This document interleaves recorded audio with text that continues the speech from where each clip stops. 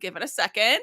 We are talking with each other about our backgrounds and how on brand they are at the moment because she's got this like amazing blush nude color in the background, which I absolutely adore because it's like a darker nude almost, which I love. I'm inspired by your neon sign and the shimmer background and the balloons. And I'm like, that's just a good time. Like, it's funny because the balloons actually, well, not these ones. I had the first workshop we did in September.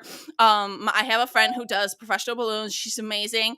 They lasted me until January, just hanging up here after the September workshop. So in this from last September to January?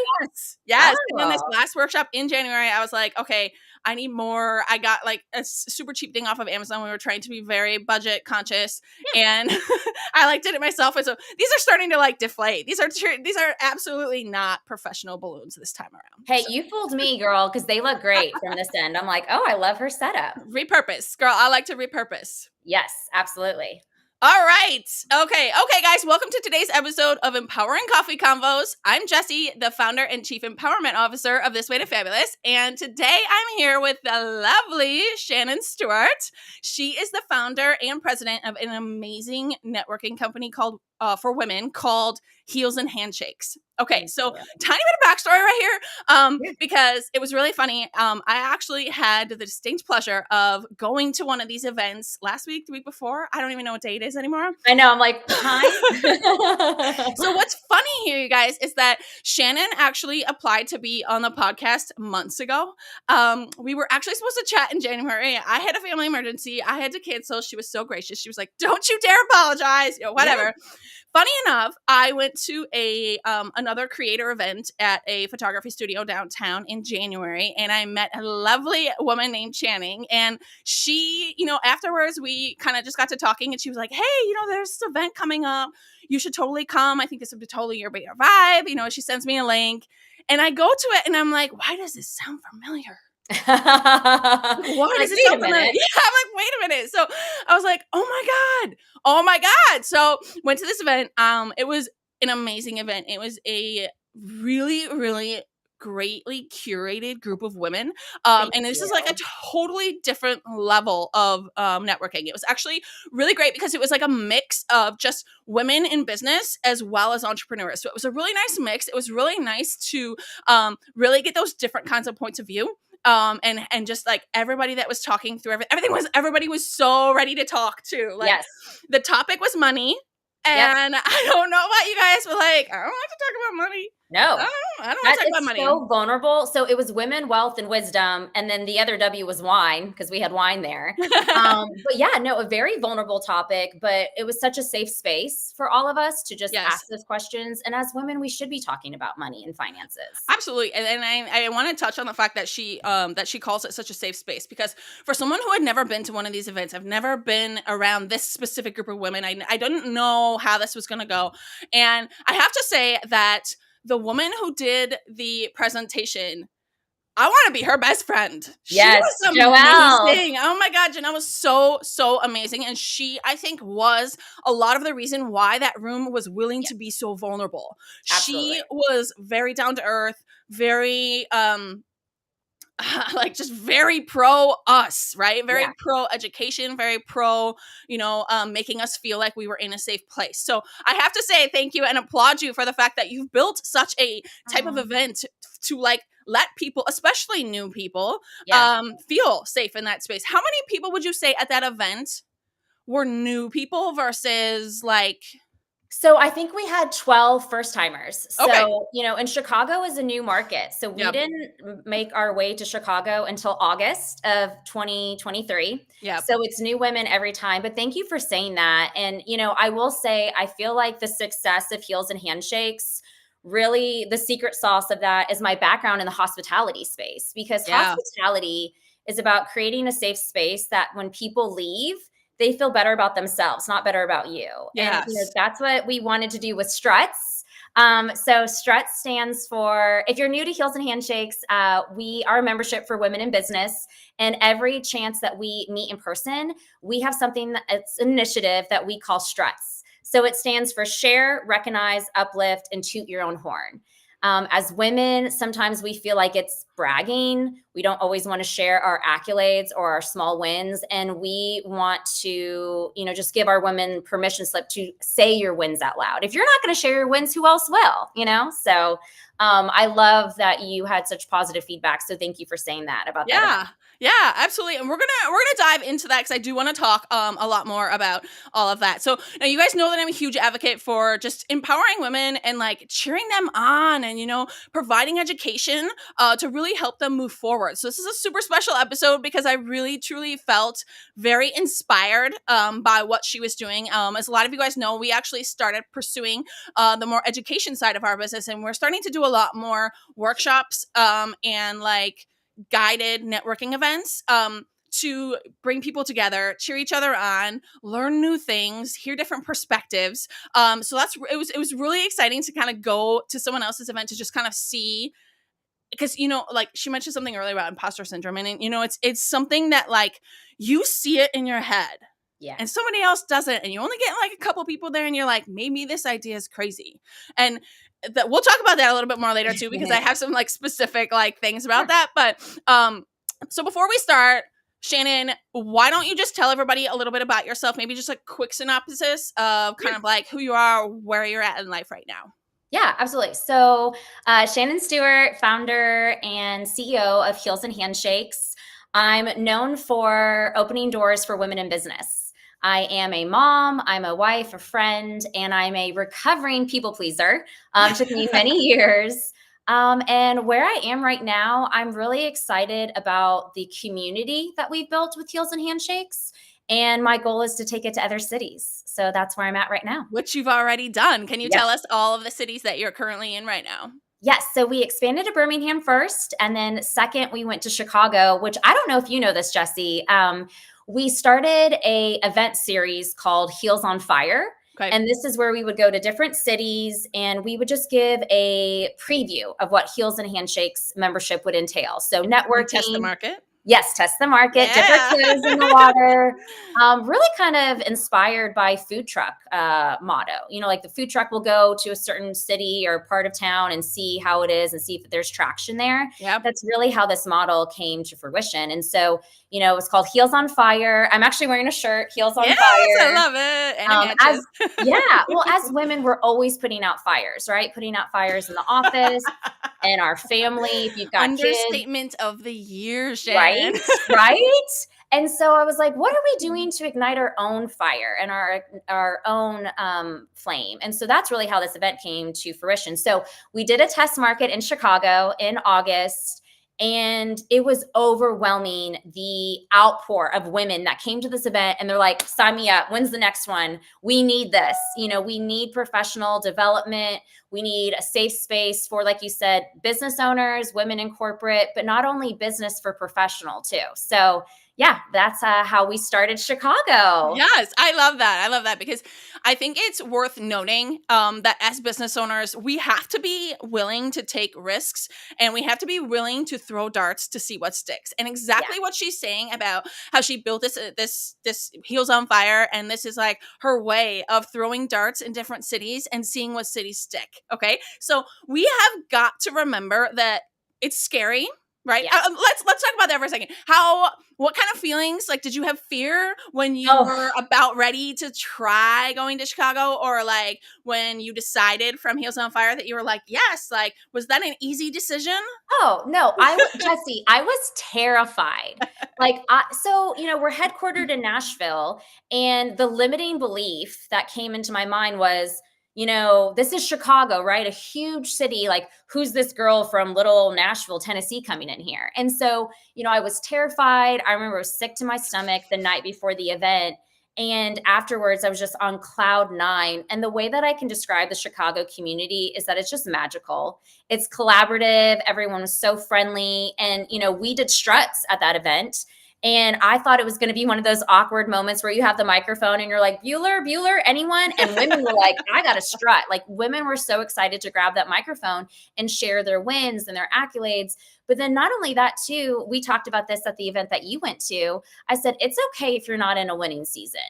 That was me. Yeah, your strut can be, I washed my hair today. I took a shower. I got out of bed.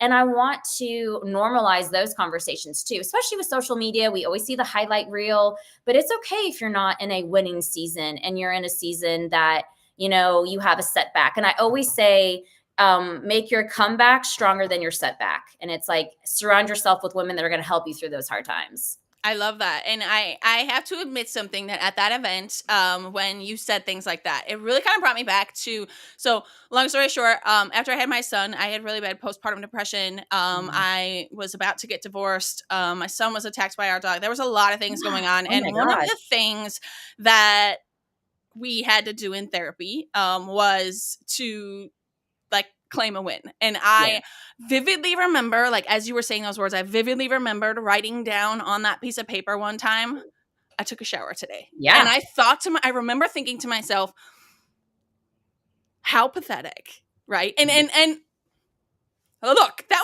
was seasons ago. I'm not hung up on that, but I vividly remembered feeling like, wow, this is bad, right?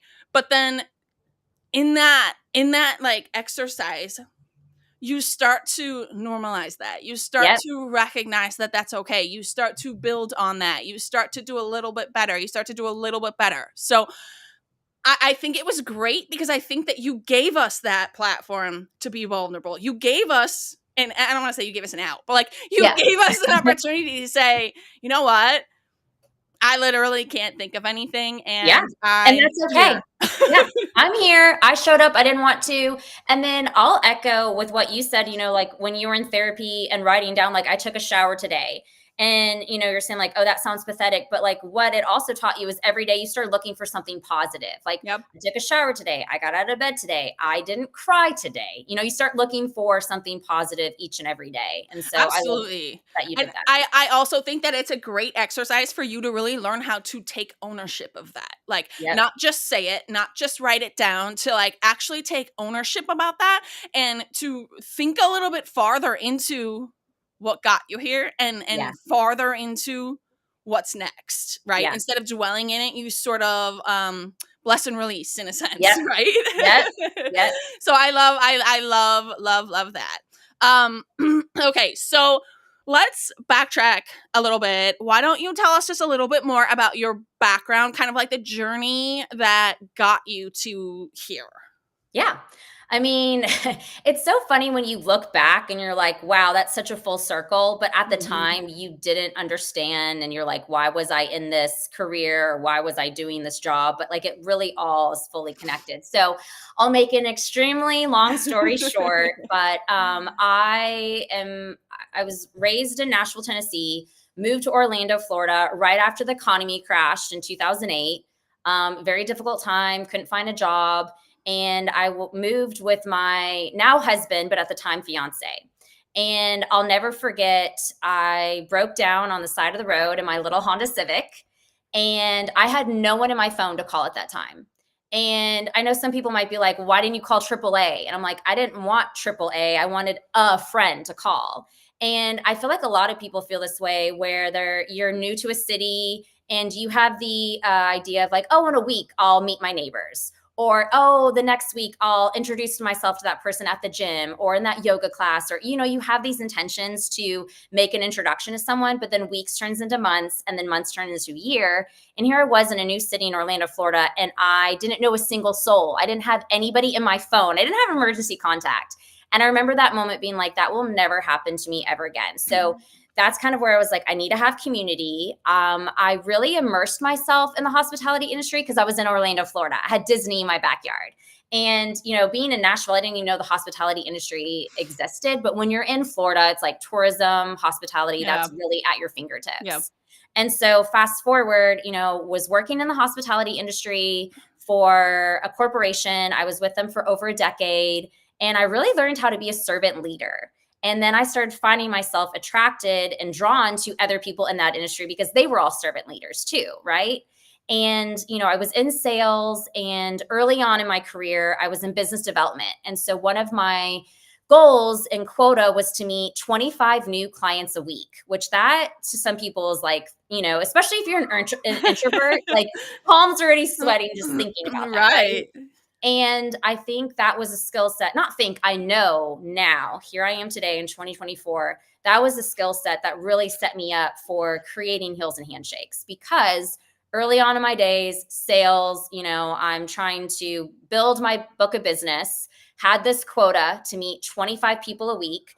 I had to go to every single networking event under the sun. I really learned what the importance was of fostering relationships, right? And so I would have competitors that would go in and they would just check a box, right? Oh, I'm here, drop off a business card, I'm here trying to get the business. But I would walk in and I would check a pulse. I would find out from that person, where did you go to school? What do you do on the weekends? What books are you reading? What are your kids' names? How old are they? And I love that you talked about postpartum. Nobody talked about that when I had my son in 2017. Yep. Like, those are conversations you need to have. And so, that's really how my journey all came together, was like new in a city. So I learned the importance of, you got to have community. You got to have friends. You got to have people. It's terrifying already making a life change like that, moving to a whole new city. You don't know anyone. You're trying to get acclimated, and then you just don't have a community. You don't have anybody. So that was the first part. And the second part, I really attribute my success to, that goal of working for that corporation for so many years and just learning the importance of relationship building versus just trying to close a sale. And then also with going to these networking events, and there was nothing wrong with those events at the time. But it wanted to have that safe container and space for women that were in the workforce. And at that time, it was strictly hospitality driven, but I ended up changing that later on. Yeah, I think it's worth mentioning too that, like, not every networking event is for you. Like, it takes time for you to really kind of like figure out which types of groups are for you. It's one thing to like get in the room, right? Like, it's important to push yourself to go new places and get yourself in the room. That's important. But when you get to a point where you're now truly trying to grow some relationships and you're truly trying to maybe develop long-term relationships or develop long-term business, you need to be in the right rooms. You need to not be like filling your schedule with every networking event under the sun, because like all the time, like forever. Just to check that box. Because that's exactly what you end up doing. You say, okay, I went, now where's my reward, right? And I think that we live in such a Amazon Prime world where like we live in such an instant gratification type of world right now that putting yourself on the calendar to go to 10 networking events a month, what are you actually getting from that if you're not paying attention to which ones you're choosing, right? So I've been in a season now where we are expanding a little bit more. We're pivoting. We're not pivoting. We're expanding our mission, and we are more expanding into more medium-sized businesses as well as small business. We're not leaving a small business behind, because we were all there once, right? Yeah. But I want to grow that a little bit into medium-sized businesses. And so we are absolutely strategically trying to pick some other types of events that we think are the rooms we need to be in now. Yeah. Just because I went to an amazing event a year and a half ago that I ended up with 4 clients from or something like that does not mean that I still belong in that room. Yeah. And I think it's important for us as women to stop looking for permission. Yes. Like externally. I think it's really important that we can be honest with ourselves and make these decisions based on what we know we need, not what everybody else thinks that we need. And I think that's it's very easy to fall into that. Yes, it's very easy to look outward. And I think that more people should be talking about not doing the easy thing, about doing the hard thing, and not just saying it, doing it. Right. Well, and bringing people with you to do it. Absolutely. Bringing people with you. So I was actually going to say this early on when you mentioned Channing's name. So shout out to Channing for recommending you to come to our event, the Women, Wealth, and Wisdom. But our whole mantra of Heels and Handshakes is surround yourself with women who would drop your name in a room full of opportunities. So I'm right there with you, Jessie. Like, bring women with you and say like, oh, you've got to meet this person. Or I think you would really find this workshop led by Jessie. She can completely, help you with branding and social media and all that, and just bring women with you. Yes, absolutely. And I think that people expect, maybe I'm off base here, but like, I think that too many people expect people to say their name in a room versus hoping and kind of building that relationship to where that person would genuinely say your name in a room, I think people start to expect you to say their name in a room just because you had a call, just because you had one project, just because you did this. I think we need to stop expecting these rewards and focus more on building that relationship. Focus on the things that matter, not like I always tell people I am so anti-transactional business because I'm not looking just to make money. We're all trying to make money, right? Like we're all running businesses. We all have to make money and we all have to treat our businesses like businesses. But I think it's really important that like not everything is transactional based. Like, yes, I'm growing a business, but I'm also feel like I'm growing a legacy. I feel like I'm growing something bigger than that. I feel like I want to pursue this education side because I want to open doors for other people. I want to bring people along. I want to make an impact. Sure, I got to make money doing it, but like that's not the motive. And I think that that's something that's really important is that there are plenty of businesses and people who are just motivated by money. And that's to each their own. I'm not saying there's a right or wrong. But that is not the container that I want to be in. I want to be in a container with people who genuinely want to help and make an impact and like blaze that trail for everybody behind them.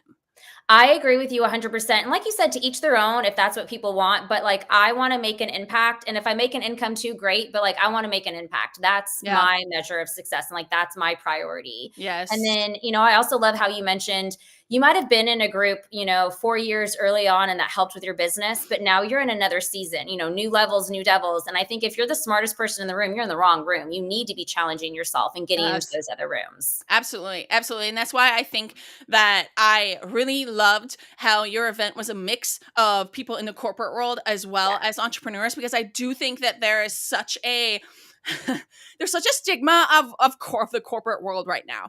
Yeah. So many people are entrepreneurs now. So many people are starting businesses. And there is this like icky, like corporate's an icky word. Well, being someone who services both industries, like brand new businesses and corporate businesses, I will say that there is a gap right now that's being, or the line is being blurred. Right? There are a lot of medium-sized corporations who want to be less corporate-y. Yeah, and there are small businesses who want to be slightly more corporate-y. And that like solid black line is a medium shade of gray right now because some people want what's on both sides. And guess what? People are actually open to blending that. And I think it's amazing because I think that like there are corporations bringing me in to literally like less corporatize their business, their brand. They want to build relationships. They want to be approachable. They want to, they're finally realizing that their target clientele has changed. Their clients' needs have changed. Their clients' wants have changed. And a lot of that just kind of trickles into like, there's a nice blend going on right now. And so I feel like for those of you who might like have that icky stigma that like corporate is yucky, like, just kick it to the curb for now. Like, let's just put our wide lens on and kind of like look at all the opportunities that can bring like for both sides. But I also feel like the women in corporate and our entrepreneurs, they have a lot of the same pain points. Yeah. And so when I first started the business, we were 70% of women in the corporate space, 30% were business owners. 2020 changed that. The numbers reversed. And so now we're 70% business owner and then 30% of the women working for corporate America. But we still have a lot of the same pain points. And so one thing, you mentioned talking about with your therapist, that is a benefit that we have for our members because I want to destigmatize mental health. I want it to be so normal that people are like, Jesse, who do you go for your hair? Who's your nail person? Who's your therapist? Like, I want that to be so normal in a conversation. Absolutely. And so that's one of our perks with membership. It's an annual membership. We host these meetings in person, but one of our perks is that we give our members 1 month free of therapy through BetterHelp because we know that the working woman, that corporate America and the entrepreneur, they are, just like I said, with the heels on fire, we're always pouring into everybody else and putting out fires. But what are we doing to pour into ourselves? And that's where I think it's so important to have therapy. Yes. And I think first of all, I think that's amazing. Second of all, I think that it's even more amazing that you're bringing it to such an attention. It's one thing to like offer that and be like, oh yeah, that's a perk and one thing. But like, again, it's not transactional. It's impactful. Like you are literally looking to just give someone the opportunity. Yeah. Right. Well, and give them the platform to not have to ask for it. Yeah, to not have as to ask. Women, we do not like to ask. We do not. But you know what's so interesting too, Jessie, with our community is and especially when I'm going to other cities now, I'm like, what's the commonality? Like, who are the women? Who are these women that we're attracting? And the common denominator is they're all high achieving performers, right? And so it's like, most of the women that have their businesses, they've got 2 or 3 other businesses. Sure. If it's the woman in corporate America, she's also on, this board for American Heart Association or whatever. They're wearing multiple hats. And so also, not to make this a therapy session, Why not? Coffee conversation, and now it's therapy with Jessie and Shannen, but our identities should not be tied to our work, what we're winning or accomplishing. And so that's another major factor that I wanted to have that resource available for the free therapy, is because, there's a quote by the CEO of Walgreens that I love. And I say this over and over again: we rent our title, but we own our character. So it's like, if you're CEO or VP, like, that's not your identity. You rent that, but you own who you are. And so that's why I think it's just so important to have that space to have a therapist and talk about mental health. Yeah, I think I feel triggered by that a little bit. Oh, sorry. Sorry. I feel seen by that a little bit, because I struggle with the title thing a lot. And there's multiple reasons for that, right? One is that I do so many things that there is no title that like genuinely like says everything that I do, which frustrates the hell out of me. But then it also makes me realize that, like, that's okay. That's not just because I can't put what I do into a title doesn't mean that what I do doesn't matter, isn't impactful, isn't quality, isn't, like, that title really doesn't define me. But why I say I feel triggered by that is because I'm like, man, I really do. There are days where I really struggle with, like, I'm a creative director. No, that didn't feel right. I'm the chief empowerment officer. No, that didn't feel right. I'm a marketing. No, that didn't. And, like, it's this constant battle. And now, I mean, insert imposter syndrome. That's a whole nother level of the whole title issue. But whoo. But it's remembering, like you said, what the impact you're making, right? Yeah. Like, who cares what the title is? It's the impact that you're making for your clients. And I love how you mentioned too, like, these corporations are coming in and saying, like, hey, we need you to help us make us more approachable and personable. It doesn't matter if you were, director of marketing or CEO of whatever, like, you're helping them reach more clients and really, like, have their own brand voice. So just remembering that. Yes, absolutely. Oh, I love this. Okay, so I want to backtrack a second again. So when you decided, so Heels and Handshakes has not been a full-time thing the whole time, right? I know you touched on it at the event. Let's touch on that a little bit here, because I think that it's easy to say, oh my gosh, look at this successful thing she's built. And, like, look at, like, oh my God, this is so amazing. It must have been this way from the day she started, right? That's a very common thing for people to say. And that does come from, social media being the highlight reel of life and business. But can you talk a little bit about kind of how it came to fruition, what that looked like for you? Yeah, absolutely. So, I mean, thank you for bringing that up. It was definitely a side hustle for many years. So it was a side hustle for 7 years. And then I was also a new mom. So, talk about having a full-time job, Heels and Handshakes, while navigating, having a newborn and going back into the workspace. I did not make Heels and Handshakes a full-time job, leaving the corporate world, until 2020. So talk about, I think I've had really good insight on this, because I feel like people are always like, oh, you have to be ready, and ready is a lie, because I had all my ducks in a row January 2020 to launch this membership. We were still meeting in person in Nashville. That's where we're headquartered. We were meeting monthly in person, but I didn't launch a membership until January 2020. And I didn't leave the full-time corporate position until then. And then fast forward, 3 months, the world shuts down. So it's like, you can say be ready all you want, and then life throws you curveballs. Yes, ready is a lie. But it was, I mean, there were many challenges. And the first challenge that I had is, and I thank you for bringing it up, because I hate when people compare someone's chapter 1 to chapter 10. It's like, no, this was not a success overnight. This was building and fostering a community. But the first challenge was taking this community of these women that had already been meeting monthly in person. They paid for the events because there's hard costs. And then saying, but what if there was more? What if there were workshops and educational meetings and additional perks, and then adding a membership tier to this? And actually, I don't think I've really talked about this. So I'm going to get a little vulnerable here. I had a good friend at the time tell me this is a horrible idea. They said this will fail. No one will sign up for a membership. And I remember thinking, like, a close friend telling me this. And then I also had another woman in the community say, like, this is a huge mistake. No one, it's been done. Why you? And I think there's a lesson to that. Just because it's been done before, but it hasn't been done by you.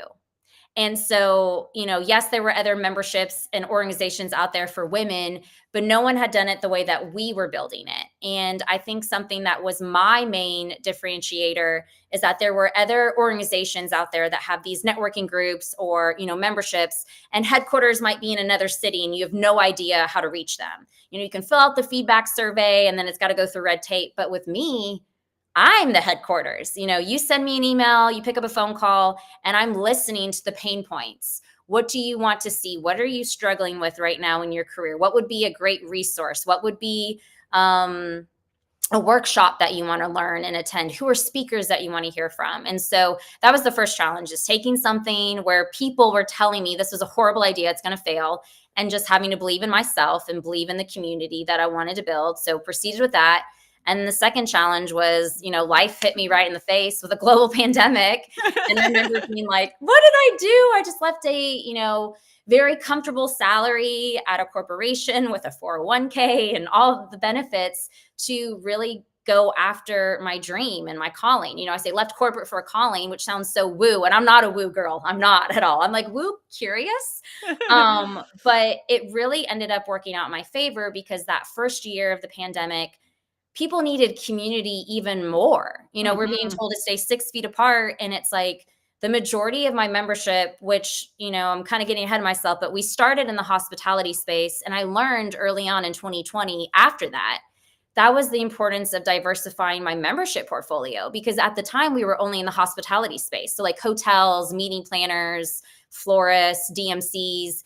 And, 2020 impacted a lot of people, but there was an article that was published that stated 70% of unemployment in the US because of COVID was made up of the hospitality and tourism industry. So I went from launching a membership in 20 days, having 100 women sign up, to 80% of my membership being furloughed. And so that was a challenge and a setback for me, is how do I got brave enough to believe in myself, go all in on Heels and Handshakes. It was always the side hustle for years. And then the world throws me a curveball. And, like they always say, it's not for you or to you. I had to look at that. It's like, okay, what is this teaching me? And so I really leaned in and doubled down on community. And so those women that were furloughed, a lot of them became business owners. And we talked about a business plan and, you got to get a CPA and you got to get a lawyer, and just help them with resources. Yeah. And so it was just so interesting to think that, like, I thought I had it all together, launched it, and then life always throws you curveballs. Still to this day, getting curveballs. Always. I was going to say always. Like, we all know, we call it the pandemic. Because if you say the other word, it starts to trigger all the ads for COVID. So it's interesting because the pandemic really changed things for a lot of people. Yeah. But the reality is that taught people how quickly things can change. And overnight. I think that it absolutely taught people adaptability. Yes. Was a harder lesson for some than others, but I do think that it was very much an adaptability lesson. And I think that the world will never be the way it was before that, because so many things have been realized, so many things have changed, so many things are changed for the better, that I don't think the world will ever be the same. But I want to touch on something that you said a second ago about your friend that, kind of said, like, that's a terrible idea, or it's been done before, or whatever. Yeah. Community over competition is something that I believe very, very strongly in. And what I want to do is turn what you said around, because if someone else is doing it, it means there's a need for it. It means that there is people who need it. There are people who need it and can't access it. There are people who are too afraid. There are people who need a very specific person. They need it from you, right? Yeah. And so just because something is done, and I say this because I now have a lot of photographer friends, like a lot, and I love them to death. because like we are all in it to do what we love and to chase the dream. And we're not like stealing clients and like being worried that like so-and-so is going to have this client. So-and-so, like there is room for all of us. Yes. Now, like, I'm sorry. Photography is a very, very saturated industry. And technology has made that exponentially harder. I was in the wedding industry for 10 years and I thought it was bad then. Okay. That was like 13, 14 years ago. It is way worse now than it was back then. But the reality is, like you said, other people might be doing it, but other people need it from you. They need to hear it from you. They need to see you and connect to you and feel comfortable with you and be willing to be vulnerable with you. Like you are like you are, yes, you are the secret sauce. Absolutely. Like no one is you, and that is your superpower. Absolutely. And going back to like the photographers, because we have a lot of photographers in our membership as well. And, you know, in any market, right? If it's saturated, but the thing is they don't have your, you know, everyone has a different lens, right? Of like how they do their photography, but it's also the person too behind. And a lot of people will book the business because they feel connected to that person. And so I echo everything you're saying, community over, you know, collaboration over competition. And we really do practice the mindset of abundance, right? Like our mantra, surround yourself with women who would drop your name in a room full of opportunities. It doesn't even matter if you're in the same space in your competitors. Let's say if I am a photographer and I'm not available on 10/10, at least I now have a great resource and referral, and that makes me an indispensable resource. And I'm like, you know what? I can't book your wedding, but you are going to love Katie over here, and then make that connection. So I love that you do that as well. Yeah, absolutely. I think we all have something unique to offer. And it's recognizing that. That's the first step. It's recognizing that and being willing to be vulnerable with yourself to recognize like what that is. Being willing to strut. Like being willing to like say out loud what it is that it makes you different. So I have to say though that this sidebar squirrel, squirrel. Okay, so backstory to the event that I went to a couple weeks ago, and it's strut time, and I'm sitting there like, what the hell is about to happen? And it just so happens that she starts on my side of the table, so I'm like third. I'm sitting there like sweating, like oh my god, I'm like oh my god. And what's funny is that, you know, sometimes we let our fear and our nerves get the best of us. And so it's actually really funny because I remember that day being like, you know, it's been a really kind of down season. And I remember being the one that was like, yeah, I don't really have anything going on today, but I'm here. Right. And my CFO was there with me. And as we were walking back to the car, we both kind of looked at each other and we were like, why didn't we say that why didn't we talk about the workshop? We just pulled off 2 massive in-person workshops and they were fantastic. Like, why did we not say anything about that? And we both were just like, oh my God, we were just so like nervous. And so it's so much easier. And I think plenty of women can relate to this. People in general can relate to this, but it is so much easier to think about the bad before you think about the good. It's so much easier to default into what went wrong, or why you're not valuable, why you're not worthy, why this doesn't matter, than it is to be strong and brave and say the things that do. Like those are just not the first things that come to mind. And it just felt like a really interesting scenario because we had just pulled off our second workshop like the week before. Like we didn't even think of it. This is the thing I'll say, you're not alone. That's why we do this intentionally because, you know, like I said, we attract high achievers and we do the thing where it's executing a workshop, or maybe you launched a book or launched a podcast.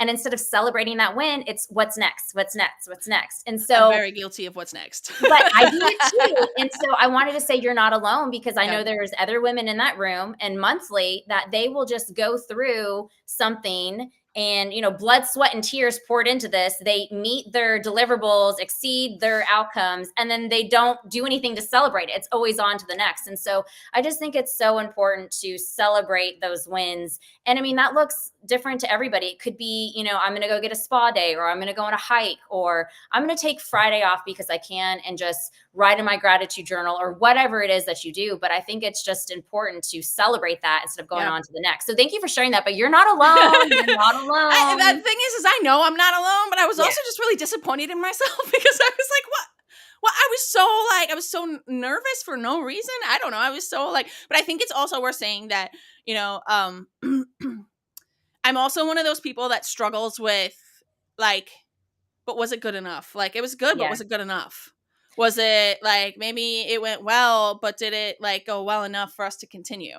And I do think that I'm someone who unfortunately defaults to like wanting someone else to be happy in order to celebrate it. And I think that it's worth, you know, saying this out loud because I do think that this is also something I'm not alone in, is that it's way easier to celebrate with other people that express their gratitude, express their how proud they are of you. It's so much easier to get excited, but when nobody, like, entrepreneurship can be lonely, man. When no one's next, like sitting next to you to be like give you a high five or, you know, whatever, like it's hard to feel like it was enough because you were waiting for this external like gratification and the validation. Absolutely.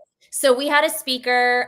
So with all of our different chapters, we'll have networking events, we'll have speakers, we have different education components. In February, we had a Galentine's Day meeting and we had a speaker come in from Austin, Texas.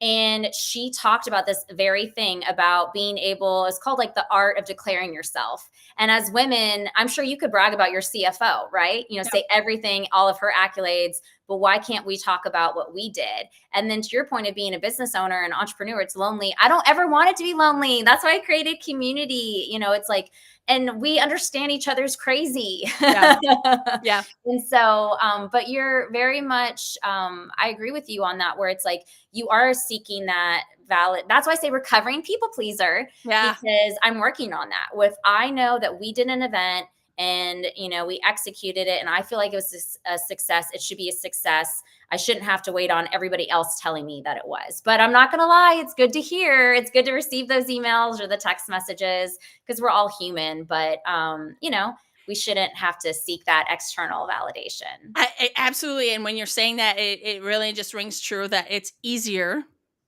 It's harder to celebrate by yourself. It's easier to celebrate with other people. And we always default as humans to the easy thing. Right. And so it's harder to do it yourself. It's harder to become that person. It's harder to recover from being a people pleaser. That's hard. Yeah. But like, not everything good is easy. Yeah. Absolutely. And then I'll share too, in that room that we were in Chicago, so it was Women, Wealth, and Wisdom. And thank you for sharing that you were nervous. Everyone gets nervous. I still get nervous 11 years in. If people are like, Shannen, what's your strut? I'm like, I wasn't planning on saying my strut. You know, I still get nervous. But we intentionally also ask you to share your strut in a room full of women, even if you're in a bad season, because it's that accountability. Yeah. So like there was one woman, and I apologize, I'm forgetting her name, but she talked about she's going to be at Second City, which is amazing. And everyone in that room was like, when's the date? I'll buy the ticket, you know? And so it's that accountability of like, oh my gosh, that's amazing that you're going to be doing the stand up. We want to come support you. Yeah. And then there was another woman that was talking about, she's about to sign $1 million contract. And she said, well, you know, when? And we're like, no. Or no, she said if. We're like, no, when you get that contract, because words are wands. And so it's that accountability. But even the women that were like, hey, I'm in a difficult season, then there's women in that room that know, hey, I'm going to reach out to her and just, you know, maybe I might send her a text or an email saying, I'm thinking of you today and, you know, you're doing great. Just words of affirmation or just something to help that woman know that she's not alone. Yeah, absolutely. And I think that there was so much clapping. There was so much hooting and hollering. There was just so much, there were tears. I mean, it was like, there was so much connection in that room. And a handful of those people also reached out to me later and were just like, I want to hear more, you know, and it was just that, like, that really genuine room, you know? Thank you for saying that. I want to kind of switch gears here for a second. Okay. I could personally talk about all of this all day. Before we went live, we were both like, okay, we're both like chit-chatting. We gotta stick to this. So, okay. So, I want to hear maybe your top 2 or 3 reasons why connection is so important for female business owners. Absolutely. So I think as women, we all want 2 things, right? We want to feel like we belong and we want to feel like we can make an impact or contribute. Yeah. And I'll touch on the belonging piece. So when I was younger, I changed schools a little bit, and I will never forget the fear of holding that lunch tray, walking into the cafeteria, hoping to make eye contact with someone with a smiling face saying, you can come sit next to me. And I'd love to have this story of like, that happened. It didn't happen. There were many times where I had to hold that tray and I was eating my lunch in the bathroom. And so I have always been hyper focused on that, of even when it's not my own events, going to events, making sure if there's someone, and you can always tell if someone's new, they're like on their phone or they're timid or they don't know. I want to make sure that people feel like they belong, that they can come sit next to me. So you're women going to be the one wanna, to crack the egg. yes, yes.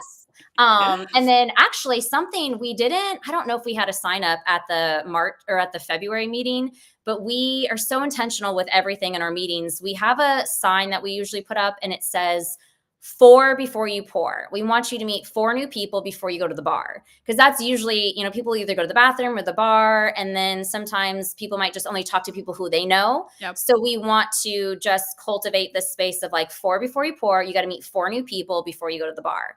But going to the second part. So women want to belong and they want to feel like they're making an impact or they are providing value. Yep. There is a business owner who I respect. She is a founder, entrepreneur, very successful. She's part of Women's President Organization. She's an advisory board member for multiple corporations. Her name's Pat Shea. And she says this quote, and I love it. It is, if you give a man a fish, he will eat for a day. If you teach him to fish, he will eat for a lifetime. But if you teach a woman to fish, she will feed a village for a lifetime. And that I feel like is the key differentiator between a man and a woman. In that quote, it's a man will eat for a lifetime, but the woman is wanting to feed the entire village. She's wanting to pour into other women. And that's what we want to do. We want to help. And so I think that's why it's so important to connect in community and memberships and networking events, because as women, we want to pour into each other. And it's just like, it's like a signature in a sense that we can't control. And I think that's where kind of like the people pleasing tendency comes into, because there is just an element that's like built into us that we are just like, what do you need? What do you need? What do you need? And again, it's easier to ask someone else what they need than it is to ask ourselves what we need or to tell someone what we need. It's way easier to focus on everybody else. It allows us to keep sweeping our shit under the rug. Yes. Until we can't anymore. And then everyone suffers. Yes, and everyone suffers. And I'll never forget, there was an event that we did in Austin, Texas. So we did a Heels on Fire in Austin. This year we'll be going to Charlotte and Dallas. And a woman caught me off guard at the end of the event. She goes, Shannen, what can I do for you? What would be a good connection, or how can I help you? And it caught me off guard because I'm always used to pouring into others. And so that's really, where we attract those like-minded women, like surround yourself in a room full of opportunities where people would drop your name. So, but yeah, I think those are the 2 main reasons. People want to feel like they belong. And then they also want to give back. How can I provide value? And, I also look at speakers or just women for members. It's not this look at me. It's learn from me. Yeah. And I love that when women are willing to share and there's no gatekeeping, as they call it. And it's, this coulda, woulda, shoulda.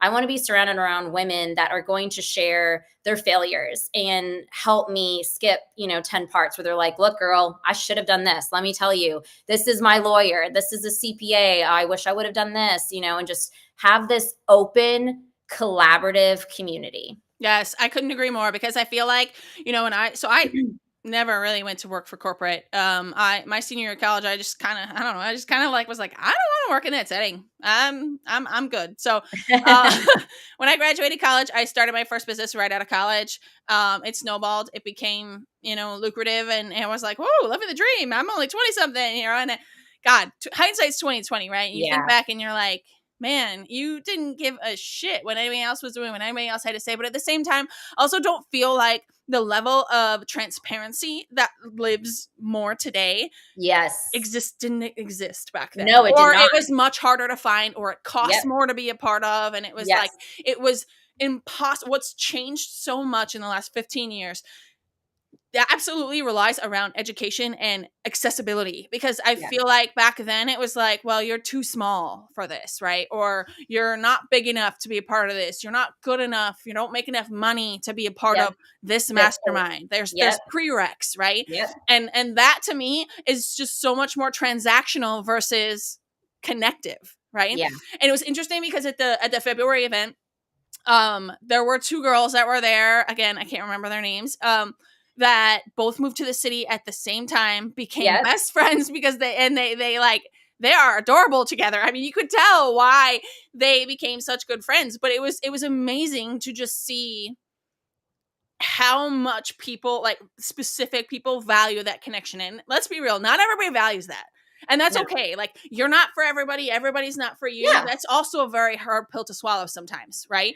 But like, when you find the people who value that connection is like unbreakable. That connection is deeper than just like, oh, you could maybe be a client. Oh, you might put my name in the room. Like, that was like, yo, we might be friends for like a really long time. Like forget the business aspect for a second, right? Like, the connections with like-minded women are not just based around like, can I serve you? Can you pay me? What can you do for me? How can we make some transactions out of this? Like, it is not what it's for. It is way more important that you have people, like-minded people in your corner, in your container, in your whatever, that just understand you, that you can like pitch things to, that you can bounce ideas off of. Like, has nothing to do with making money. That has to do everything to do with getting out there, having different perspectives, getting a foot in the door. Maybe they say your name in a room, but like, that wasn't the expectation. You didn't connect. Like I didn't come to this event to like get a client. That's not like the season I'm in. I want to build relationships. I want to build connections with people. Sure, connections can lead to business, right? Absolutely. Connections can absolutely lead to making money, but like, that's not the core reason. And you could tell that everybody in that room was the same way.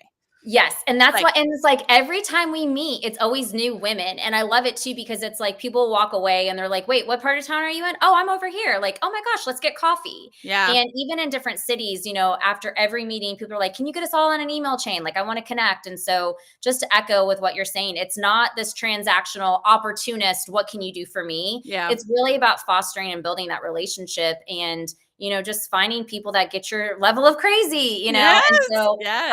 I love those two girls that came, and they actually said they met on Bumble. And I'll say this, when I started Heels and Handshakes in 2013, I don't think Bumble Bestie was not a thing. I definitely know like the dating apps, but it's like, that wasn't a way to make friendships and connections. And I don't know about you, but I feel like this time, you know, yes, everyone's on social media. And I saw this meme recently, and it's like, no one will cheer louder for you than the bestie you never met on the internet. And while that's true, it's like, we need to get back in person again. And like, I'm such a people person. Like, I know we said we loved each other's energy, and I told everybody, like, I'm a hugger, bring it in. And I just think there's something powerful about meeting in person, whether it's a walk and talk or coffees or happy hours.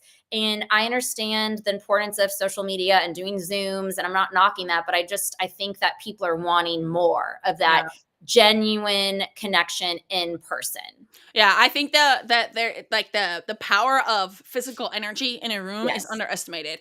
And I think that like, this is actually a whole conversation I had with my CFO about, you know, trying to choose how many in-person events we're going to do each year versus how many virtual, and how many just meet up, like casual meet, like how we want to sector this off. Because I just kept saying like, but there's an energy, like there is you cannot take away, you can't beat the energy that is actually physically in the room. You can't escape it. Well, and I'll tell you too, it's also hard to describe. Like, in my marketing or my website, I feel like that sounds weird to be like, the energy was amazing. Like, you can't put that into words, you know? Like, it's just, every time people leave, they're like, I need more of this. I need to be around other like-minded women. And this is something we didn't even really talk on, but it's like, you know, yes, like-minded women, abundance. I know you talked about collaboration over competition, but I will say there's something about really genuinely wanting to see other women win. And I've had people, you know, talk to me and be like, Shannen, like, thank you for sharing that article, or thank you for doing this. And I'm not doing it because of that, you know, optimist, or I want it back. I'm genuinely proud of you for being on this podcast or making this list of 40 under 40 or whatever the case is. And so like, that's what I want to continue to build on is the women that genuinely want to see other women win.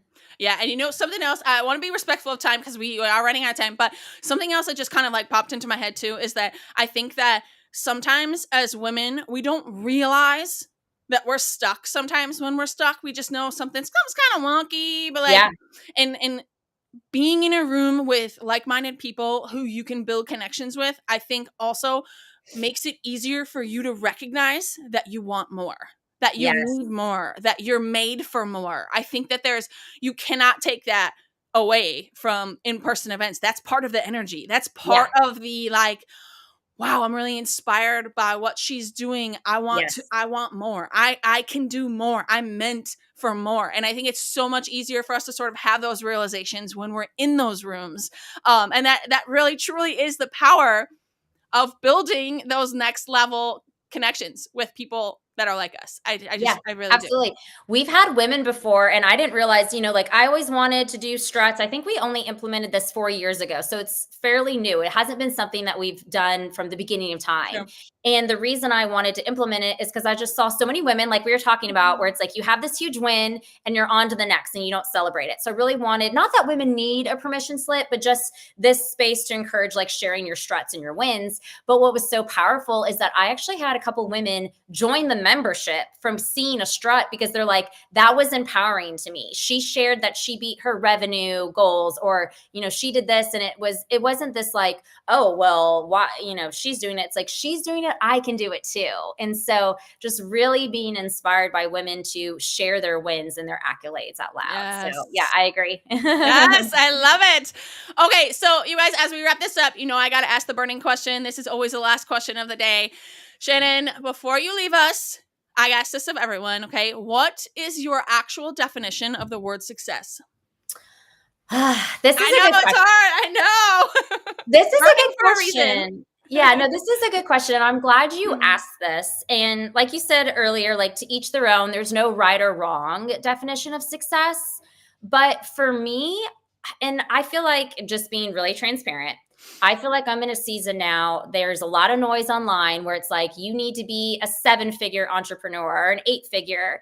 And I don't define my success based on monetary metrics. I'm not worried about adding the commas to my salary. I'm more worried about adding community. And so the way that I define success is if I can build a community and make an impact. At my funeral, no one's going to be talking about my EBITDA or the awards that I won. I really hope that they talk about the lives that I've touched. So that's how I define success. I love that you use that reference because I in a lot of different, coaching containers that I've been in, they do kind of give you that, like, you died yesterday. Yeah. Last week. What are people saying about you at your funeral? And that is a powerful exercise because you're kind of like, wait, what? How did I die? Wait, wait, what? You're not even worried about that part. Yeah, you're worried about like, what did I do wrong? How did I die? Right? But it is a very powerful thing to think about. And that's why I say when I am not this, just looking to be this transactional business, I want to build a legacy. I want to build something that people talk about for a long time. Not about me, not about like me and what I looked like, what I did, whatever, but like what impact I made on the community, what impact I made on them, what inspired them to do something else. Like I want people to talk about the feelings that they got from either, being a part of the workshops, being a part of my life, whatever that is. So I think it's really important that, we keep in mind that life isn't forever. Business isn't forever. I mean, I had a 7-figure business and lost it in 9 months. Like nothing's permanent. Nothing is permanent. Absolutely nothing is permanent. And I think that that's a really good reminder for everybody to just kind of like be in the now, focus in the now, celebrate the now. Yeah. Like keep it, like take it day by day. And I feel like too, I mean, I know I said this, it's like the noise online about like all your awards and, all the revenue, that's not success. I have seen firsthand people that are making the 7-figure and the 8-figure. They're not happy. That to me is not success. You can be making all the revenue all day long, but if you're miserable, if you're traveling and you're not even spending time with your family and you're missing out on key memories, like that to me is not success. So totally. And like I said, hindsight is 2020. And looking back to that season, there were plenty of things that were out of place and not aligned. And like, I was not happy. And that's okay. You are in that moment. You truly think you are. And then you really start to realize that money can't buy happiness. That whole cliche saying is actually incredibly true. Yeah. Sure, it can make it, it can make it like easier, but it's not happiness. It's different. Yeah, absolutely. I agree. Yeah. Okay. So Shannen, thank you so much for joining me today to open up the conversation, just about connections and really kind of taking our dreams to the next level, putting ourselves in rooms that matter. This has been so, so amazing. So Shannen, if anybody watching or listening, are totally vibing with this because they're going to vibe with this, and they want to know more, where can they find you or what's the best way to get in touch with you moving forward? Yeah, absolutely. So you can find us on our website, www.heelsandhandshakes. Also, give us a follow on the gram. We're at Heels and Handshakes. If you're in the Chicago market area, we have a separate account for Chicago. But I'd love for you to check us out on our website that has all the information on membership and then our meetings in person. So if you are in Chicago, come join us March 19th. We are doing something a little different. It's a speed networking event. So you'll get to meet 70 like-minded women in 2 hours, and that will be at Fulton West. So I'd love for you to come join us. That is so freaking amazing. I will link all of the things in the notes below so that you guys have easy access to all of that. Shannen, seriously, I can't thank you enough for coming on here today and just like walking us through all of this, being transparent, being just the adorable human that you are. Oh, thank you. Thank you so much. I'm so honored. Yes, okay. All right, guys. We will chat soon.